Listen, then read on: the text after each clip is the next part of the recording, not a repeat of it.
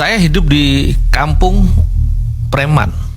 Di Lampung itu? Di Metro itu, ya.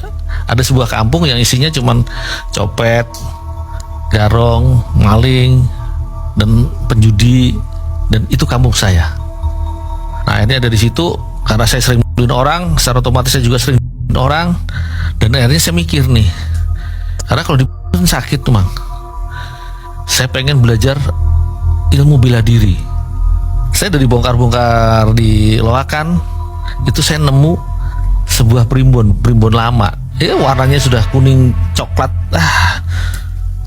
kayak bekas iler, bekas air, garis-garis ketuaannya jelas banget.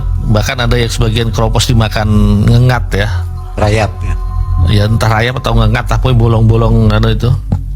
Di situ judulnya itu Primbon Jawa Betal Jemur Ada Makna. Itu primbonnya, primbon kuno, primbon lama. Saya baca-baca di situ ada istilahnya ilmu kekebalan. Lakunya seperti ini, bla bla bla bla. Bacaannya, ritualnya seperti ini.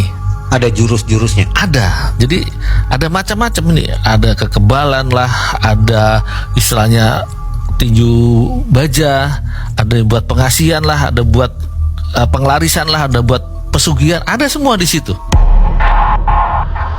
Saya baca-baca ini saya harus praktekin ini. Setelah berbulan-bulan, akhirnya lelaku saya berhasil. Saya duduk, saya cuma diem gitu kan, sambil baca mantranya toh, bla bla bla bla bla bla bla bla bla bla bla bla bla bla bla bla bla bla bla. Tiba-tiba saya ngelihat sosok kayak besar gitu, hitam. Saya nggak ngelihat apa dan siapa. Tiba-tiba dia cuman kayak pegang kayak baju gitu loh. Dia kayak pegang baju dan dia pakaiin ke saya.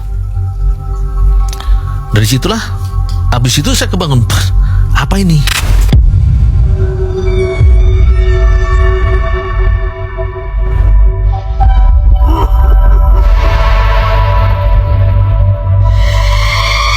Ini bagus juga ini, kalau bisa diperjualbelikan.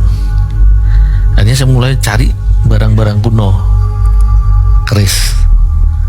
Nah, saya cari gimana caranya untuk cari barang pusaka. Karena dimulai dari SMP saya sudah nggak kenal yang namanya takut. Udah nggak ada lagi rasa takut. Kalau orang bilang, wah di sana angker, serius, ya saya datang ke sana, saya tidur. Mau kuburan kayak mau hutan, mau tempat sendang lah, saya tidur di sana.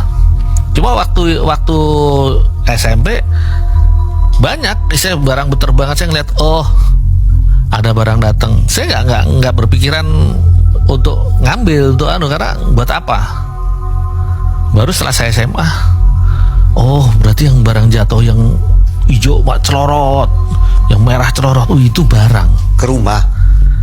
Dimanapun, jadi di kuburan, tidur di kuburan kan sering tahu ada barang merah datang. Awal saya nggak tahu kalau itu pusaka, kalau itu istilah keris atau ake atau apa, kita nggak tahu. Tapi sering jalan waktu, tahu, oh itu barang. Mulai lebih aktif. Kita dengar ada satu cara cari duit yang kita bisa cepet kaya. Kalau bisa dapat burung gagak yang asli. Jadi kalau dapat burung gagak asli, katanya nih, kamu bikin sate, kamu jualan, buka harga berapapun, itu pasti laku. Jualannya di mana? Kalau nggak di perempatan, tempat-tempat yang angker. Kita bingung cari. Akhirnya saya ngomong ke teman saya, ada cara nih, cari duit banyak, kita bisa kaya. Pesugihan sate gagak gitu ya? Iya, pesugihan sate gagak. Hanya kita bikin sate. sampai tipis-tipis, kita itu dagingnya tipis-tipis, yang penting bisa ditusuk lah. Satu tusuk cuma tiga aduh, tipis-tipis tuh. Terus malam itu beneran kita datang uji coba, kita jual pertama satu tusuk itu 100.000. Yang datang itu bentuknya nggak karuan, ada yang mukanya separuh somplak ini,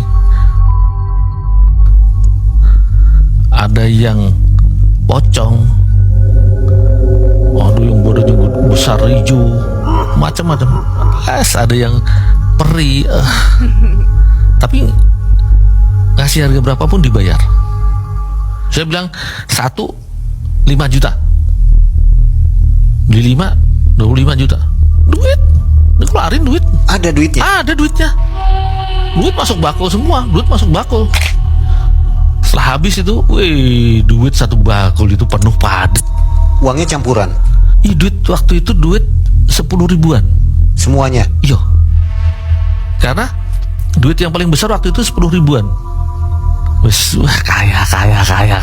Satu bakul penuh padat, sudah kita susun itu padat. Aduh, kaya. Udah kita pulang dengan happy. Kita waktu jualan jam 12 lebih, pulang jam 3-an. Cepet ya. Wah, cepet, laris manis.